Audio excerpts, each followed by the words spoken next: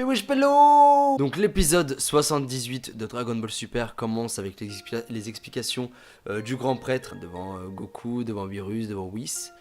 Et ça a été riche en informations, on sait tellement de choses maintenant concernant le tournoi. Ça va être la folie pure et dure. On comprend très bien donc d'où vient ce nom, l'arc survie. Goku a fait la grosse bêtise de rappeler à Zeno-sama qu'il fallait faire un tournoi quoi. Fallait faire un tournoi, fallait se castagner, fallait tout défoncer et puis voilà quoi. Sauf que Goku, il était à des années-lumière. Enfin, comment il aurait pu savoir la suite? Comment il aurait pu savoir que ça allait être un arc de Barjo? Ça va être un arc de Barjo.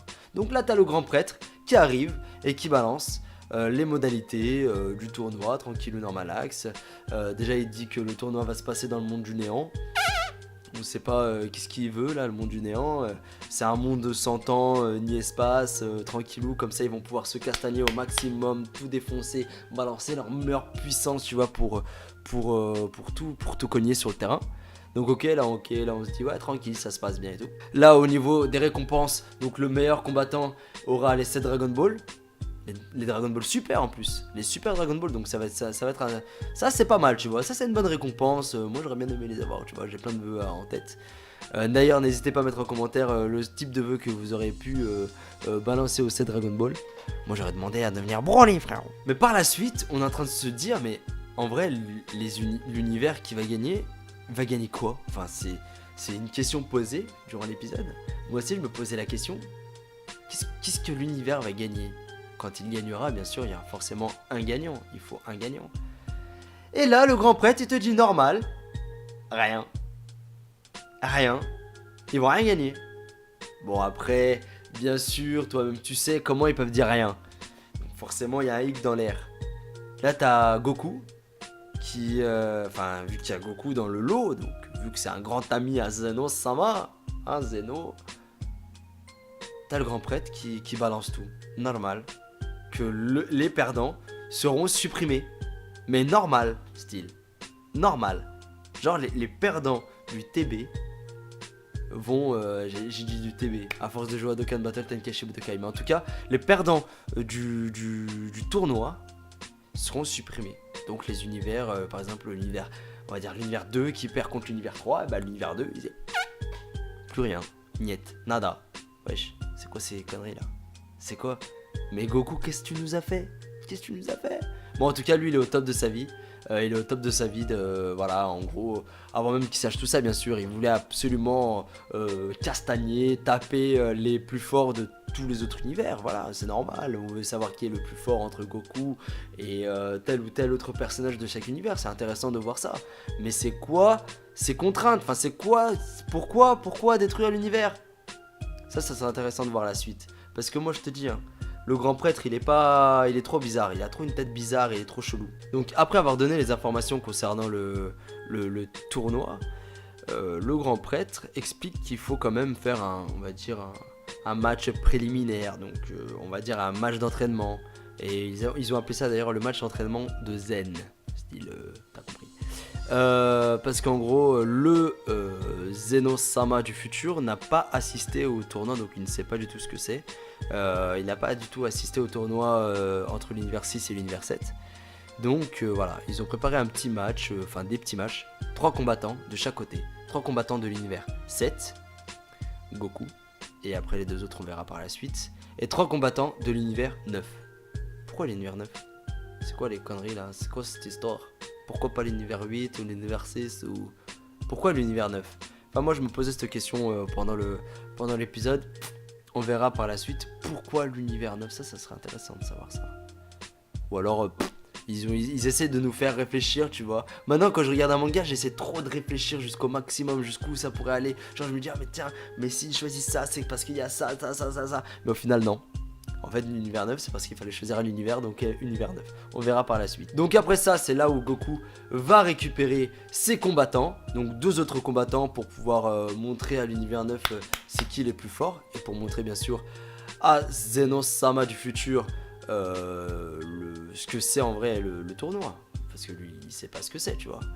Donc il va à la recherche de qui? Sans surprise, Vegeta. Donc il va voir Vegeta, il va lui expliquer.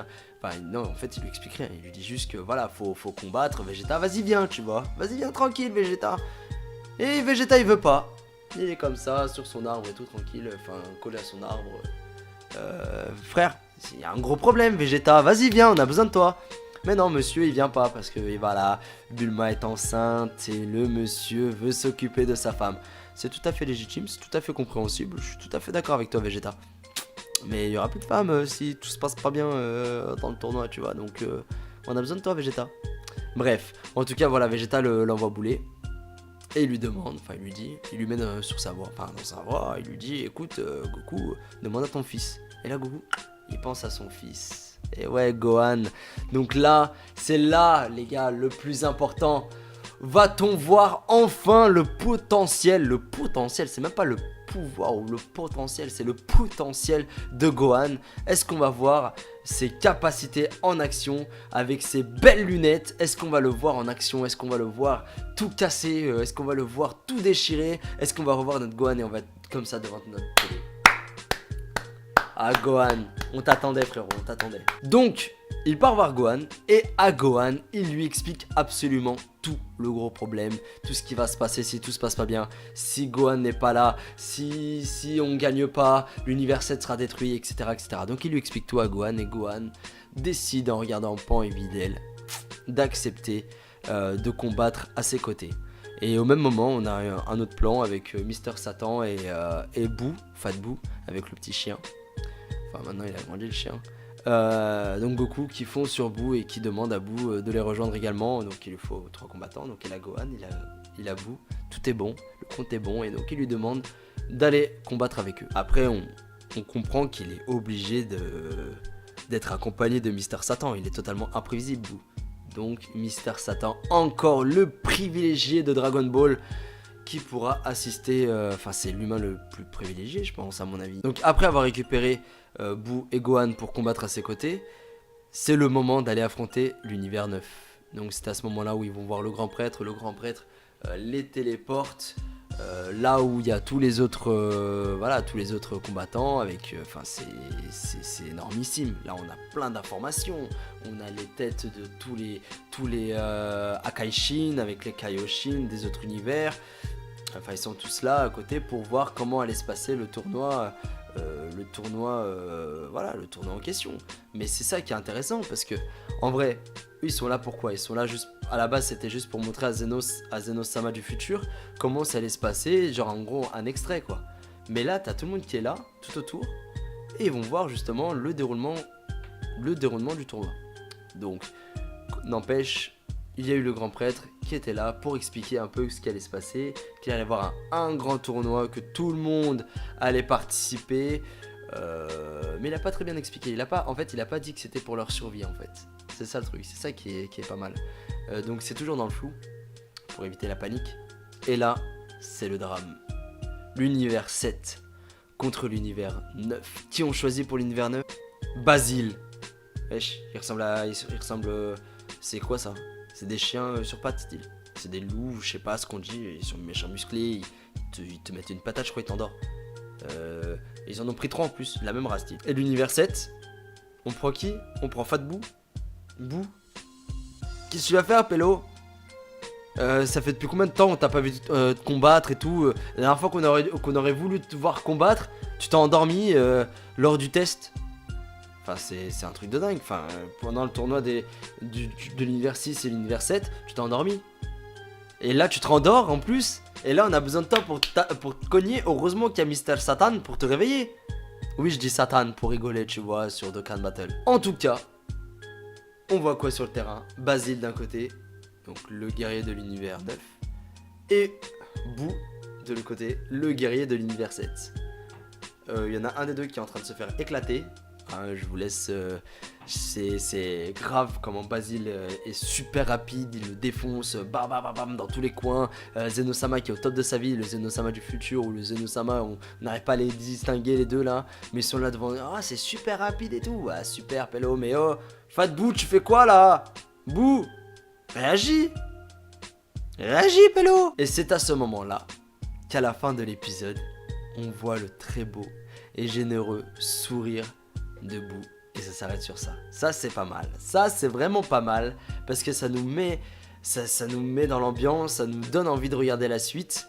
Et j'ai hâte de voir l'épisode de la semaine prochaine pour voir ce que Boo va justement faire contre Basile. Parce qu'il faut absolument que l'univers 7 se réveille. Parce qu'à part Goku et Vegeta, les autres ils sont en train de dormir, ils sont dans les vapes. Vous faites quoi là? Gohan, ça fait depuis combien de temps qu'on l'a pas vu se battre? Boo qui était censé être le big méchant d'un arc de Dragon Ball Z.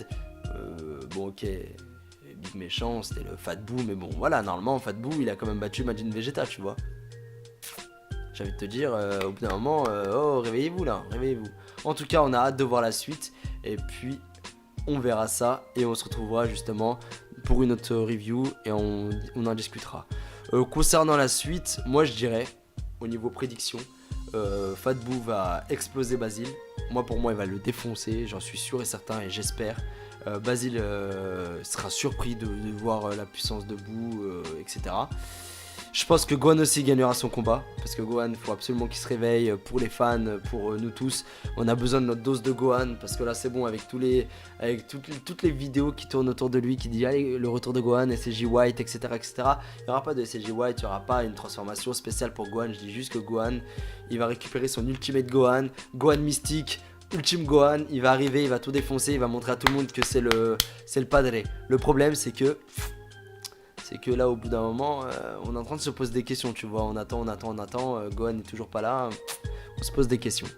Donc là j'espère que pour son combat il sera là, il sera présent et il montrera un peu la puissance qu'il a en réalité. Et bien sûr pour le troisième combat, Goku il va venir, il va tout défoncer, il aura même, je pense à mon avis, il aura même pas besoin de se transformer pour défoncer son adversaire, et les autres ils vont être choqués de voir la puissance de l'univers 7, parce que l'univers 7 c'est le big univers, c'est le best, the best of the best. Et hâte de voir Brolette, et hâte de voir KB, son entraînement, ce que ça va donner quoi. Donc j'ai hâte de tout ça. Si ce review vous a plu, n'hésitez pas à lâcher le pouce bleu des familles, et puis partagez en masse la team. N'hésitez pas à mettre en commentaire ce que vous avez pensé de l'épisode, justement l'épisode numéro 78, le tournoi des puissances. Franchement ça serait super intéressant de voir vos avis concernant ça, parce que voilà, on a tous des avis, on aimerait tous, on a tous des prédictions par rapport à la suite, enfin des prédictions, on va dire des suppositions de ce qui va se passer, et ça pourrait être intéressant de voir un peu si les avis sont pareils que les miens, ou... moi j'en suis sûr et certain que les trois ils vont défoncer les trois de l'univers 9, normal, les loups ils font pas le poids face à Fat Boo, face à Gohan et face à Goku, pour moi. Mais en tout cas j'aimerais avoir vos avis, donc n'hésitez pas en commentaire à balancer le maximum d'avis. Et puis moi je vous dis à la semaine prochaine, donc les reviews ça sera certainement dimanche ou lundi, ça dépend de mes disponibilités. Et on essaie de se faire ça très souvent, le maximum possible, vu que l'arc survie commence. Il faut absolument qu'on en parle ensemble, parce que moi je peux pas garder ça pour moi. En tout cas merci d'avoir suivi cette vidéo, ciao.